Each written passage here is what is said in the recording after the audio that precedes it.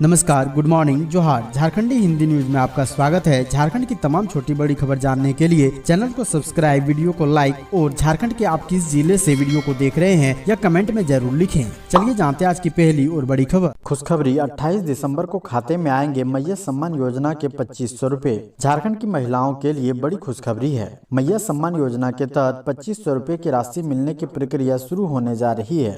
जानकारी के अनुसार 28 दिसंबर को नामकुम के कुटियाती चौक स्थित आर्मी मैदान में एक भव्य समारोह का आयोजन किया जाना प्रस्तावित है। विभाग जिसकी तैयारी में जुट गया है। इस कार्यक्रम में लगभग 5 लाख महिलाओं के शामिल होने की उम्मीद है। जानकारी के अनुसार संथाल परगना प्रमंडल के साहिबगंज, दुमका जैसे दूर दराज के जिलों से भी महिलाएं इन कार्यक्रम में शामिल होने के लिए आएंगी। उनके ठहरने के लिए भी उचित व्यवस्था की जा रही है।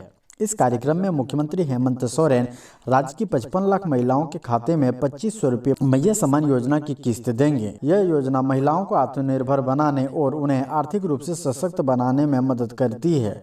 इससे ग्रामीण क्षेत्र में महिलाओं की सामाजिक स्थिति में सुधार होगा। महिलाओं के हाथों में पैसा आने से ग्रामीण अर्थव्यवस्था को भी मजबूती मिलेगी। इन लोगों को नहीं मिलेगा 2500 रुपये, सामाजिक सुरक्षा विभाग ने दिया निर्देश। झारखंड में 50 लाख से अधिक महिलाओं को मैया सम्मान योजना के तहत 2500 रुपये का लाभ मिलना है, लेकिन कई महिलाएं ऐसे भी हैं जिनको ये राशि नहीं मिलेगी। दरअसल सामाजिक सुरक्षा विभाग के निर्देश पर मैया सम्मान योजना के तहत अयोग्य लाभुकों की स्क्रीनिंग कुछ दिन पहले ही शुरू हो गई है। ऐसे लाभुक जो गलत तरीके से इसका लाभ ले रहे हैं, उन सभी से इन राशियों की वसूली की जाएगी। इसके संबंधित पत्र सभी उपायुक्तों को कुछ दिन पहले ही सौंप दिया गया है। पत्र में कहा गया था कि वैसे लोग जो पहले से ही किसी सामाजिक सुरक्षा के तहत पेंशन का लाभ ले रहे हैं, उन्हें इस योजना का लाभ नहीं मिलेगा। अगर कोई इसका लाभ ले भी रहा है तो उन पर कार्रवाई करने की बात कही गई है। वैसी महिलाएं जो आयकर दाता हो, उन्हें इस योजना का लाभ नहीं मिलेगा। अगर स्क्रीनिंग के दौरान ऐसे लोगों की पहचान होती है तो उन पर कार्रवाई की जाएगी। वैसी महिलाएं जिनके परिवार का कोई सदस्य सरकारी कर्मी हो या इससे रिटायर हो तो उन लोगों को ये राशि नहीं मिलेगी। वैसी महिलाएं जो ईपीएफओ धारक हो या उनके कोई भी परिवार का सदस्य ईपीएफओ धारक हो, उन्हें इसका लाभ नहीं मिलेगा। वैसी महिलाएं जो झारखंड की नहीं है और वे इसका लाभ ले रही हैं तो उन पर भी कार्रवाई होगी। वैसे लाभुक जो 1 से अधिक जिलों में इस योजना का लाभ ले रहे हैं तो उन पर भी कार्रवाई होगी। मंत्री हफीजुल हसन अंसारी का बोकारो में स्वागत, 28 दिसंबर से महिलाओं को सम्मान राशि भेजने का ऐलान। झारखंड सरकार के जल संसाधन और अल्पसंख्यक कल्याण विभाग के मंत्री हफीजुल हसन अंसारी का बोकारो परिसदन में झारखंड मुक्ति मोर्चा जिला समिति द्वारा स्वागत किया गया। इस अवसर पर मंत्री ने जिले में चल रही योजनाओं की समीक्षा बैठक की और योजनाओं के हालात का जायजा लिया। मंत्री हफीजुल हसन अंसारी ने आगामी 28 दिसंबर से महिलाओं को सम्मान राशि उनके बैंक खाते में भेजने की घोषणा की। उन्होंने बताया कि विधानसभा में इस संबंध में बजट पास हो चुका है और राज्यपाल ने बजट को अनुमोदन भी दे दिया है। मंत्री ने विपक्ष पर निशाना साधते हुए कहा कि उन्हें चिंता करने की कोई जरूरत नहीं है, क्योंकि अब तक जो योजनाएं बनाई गई है उनका क्रियान्वयन किया जा रहा है। मंत्री ने आगे कहा कि भाजपा के पास कोई मुद्दा नहीं रह गया है और अब यह पार्टी बाबा साहेब भीमराव अंबेडकर का अपमान करने की कोशिश कर रही है।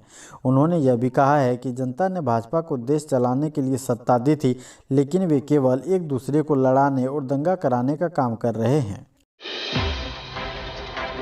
पूर्व मंत्री अर्जुन मुंडा ने तीरंदाजी के विजेताओं को मेडल देकर किया सम्मानित। पूर्व केंद्रीय मंत्री अर्जुन मुंडा ने शनिवार को बिट्टूपुर गोपाल मैदान में आयोजित राष्ट्रीय तीरंदाजी चैंपियनशिप के विजेताओं को पदक देकर सम्मानित किया। चैंपियनशिप में ओलंपियन दीपिका कुमारी ने महिला व्यक्तिगत स्पर्धा में स्वर्ण पदक पर निशाना साधा। उन्होंने मिश्रित युगल स्पर्धा में भी स्वर्ण पदक हासिल किया। जमशेदपुर की अंकिता भगत ने महिला व्यक्तिगत स्पर्धा में रजत पदक जीतकर झारखंड का मान बढ़ाया। दीपिका और अंकिता की जोड़ी के अलावा झारखंड की महिला टीम ने भी शानदार प्रदर्शन करते हुए स्वर्ण पदक पर कब्जा जमाया। पुरुष वर्ग में बी धीरज ने स्वर्णिम सफलता हासिल की। पुरुष व्यक्तिगत स्पर्धा के फाइनल के विजेता बी धीरज को स्वर्ण पदक से सम्मानित किया गया। झारखंड आर्चरी एसोसिएशन के अध्यक्ष अर्जुन मुंडा ने कहा कि ग्रामीण क्षेत्र और स्कूलों तक इसे पहुंचाने के लिए एकलव्य मॉडल के 50 स्कूलों के ट्रेवल अफेयर्स के सेक्रेटरी से वार्ता की गई है।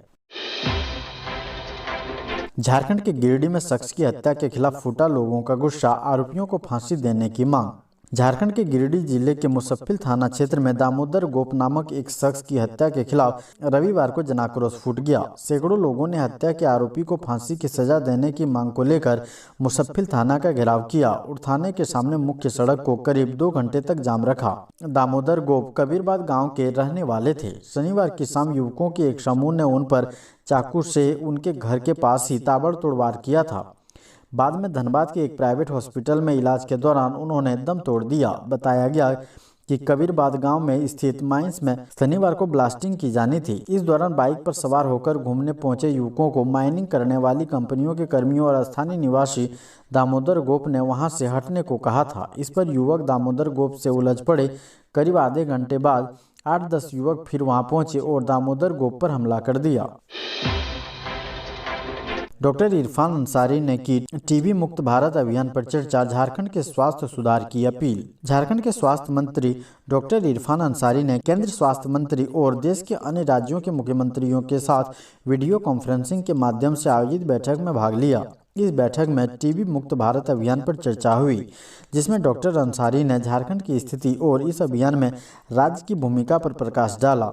डॉक्टर अंसारी ने कहा कि झारखंड राज्य स्वास्थ्य सेवाओं के क्षेत्र में सुधार के लिए पूरी तरह से प्रतिबद्ध है। उन्होंने यह भी बताया है कि राज्य में स्वास्थ्य सेवाओं को सुदृढ़ बनाने के लिए केंद्र सरकार से विशेष सहायता की आवश्यकता है। उनका उद्देश्य झारखंड को स्वास्थ्य के क्षेत्र में अग्रणी बनाना है। इस अवसर पर राज्य स्वास्थ्य मंत्री ने यह भी कहा है कि झारखंड का बकाया धन जल्द से जल्द राज्य को मिलना चाहिए, ताकि राज्य की स्वास्थ्य सेवाओं को और बेहतर बनाया जा सके। पलामू में दिन दहाड़े महिला की गोली मारकर हत्या, बाइक सवार अपराधियों ने वारदात को दिया अंजाम। पलामू जिले में दिन दहाड़े अपराधियों ने एक महिला को गोली मारकर हत्या कर दी। वारदात के बाद स्थानीय लोग मौके पर पहुंचे और महिला को अस्पताल पहुंचाया।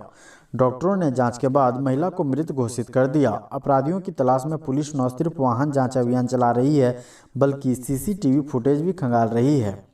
झारखंड के पलामू जिले के हुसैनाबाद के जपरा देवरी मुख्य सड़क के स्वामी गैस गोदाम के पास 2 अज्ञात बाइक सवार अपराधियों ने एक महिला की सिर में गोली मारकर हत्या कर दी। बाइक सवार अपराधियों ने घटना अंजाम देने के बाद जपला छतरपुर रोड की तरफ भाग निकले। मृतका का नाम पूजा कुमारी बताया जा रहा है। पुलिस मामले की जांच कर रही है।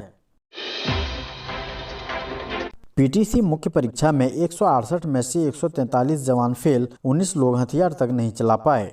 राज्य के पुलिस प्रशिक्षण केंद्र में आयोजित PTC मुख्य परीक्षा में शामिल कुल 168 जवानों में 143 जवान फेल हो गए हैं। इनमें 19 जवान ऐसे हैं जो हथियार नहीं चला पाए। उन्हें फायरिंग मामले में फेल किया गया है। कई ऐसे जवान हैं जिनका ड्रिल में निराशाजनक प्रदर्शन रहा। वहीं कुछ जवान ऐसे भी हैं जो मैप रीडिंग नहीं कर पाए। असफल अभ्यर्थियों को फिर से परीक्षा देनी होगी। इस परीक्षा में कुल 25 जवानों को ही सफलता मिली है। ये फायरिंग, लिखित व ड्रिल सहित सभी विषयों में सफल हुए हैं। मंत्री दीपिका पांडे बोली, मजदूरों का पैसा नहीं दे रही केंद्र सरकार। कॉल रॉयल्टी के बाद अब मनरेगा मद में भी केंद्र पर 600 करोड़ रुपए बकाया होने की बात सामने आई है। इस मामले में ग्रामीण विकास मंत्री दीपिका पांडे सिंह ने आवाज उठाई है। उन्होंने केंद्र से ये पैसा देने की मांग की है। कहा है कि इससे मजदूरों का भुगतान और ग्रामीण इलाकों का विकास प्रभावित हो रहा है। कहा कि इससे ग्रामीण अर्थव्यवस्था को सही तरीके से चलाने में परेशानी हो रही है।